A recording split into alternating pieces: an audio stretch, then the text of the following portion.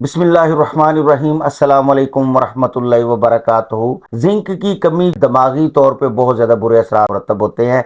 एक हमारा दिमाग का हिस्सा है जिसको हिप्पोकैम्पस कहते हैं। इस हिस्से का काम ये होता है कि याददाश्त को बरकरार रखना। दिमागी तौर पे जब कमजोरी हो जाती है, वीकनेस हो जाती है, जब टाइप 2 शुगर वाला मरीज टाइप 3 में कन्वर्ट होता है, दिमागी तौर पे वो बहकी बहकी बातें करना शुरू कर देता है। वो उसको पुरानी बातें जो याद आना शुरू हो जाती है और हाल की जो बातें हैं वो भूलना शुरू कर देता है। ये तमाम तर प्रॉब्लम्स हो जाते हैं और दिमागी प्रॉब्लम होने की वजह से, जिंक की कमी की वजह से, उसका जो दिमाग का हिस्सा जो याददाश्त को स्टोर करता है उसमें प्रॉब्लम आ जाने की वजह से टाइप 2 शुगर टाइप 3 में कन्वर्ट हो जाती है। हमारा जो तरीका इलाज है देसी हर्बल तरीका, हम जिस्म में जिंक की कमी को पूरा करते हैं और इसके अलावा उन चीज़ों का, उन रोगनियात का इस्तेमाल करते हैं जिसमें जिंक की ज्यादती होती है। एक हमारा नुस्खा है जिसमें हम रोगने कद्दू, 3 हिस्सा रोगने आंवला, 1 हिस्सा वो पाँव की तलियां, हाथों की तलियों पे लगवाते हैं।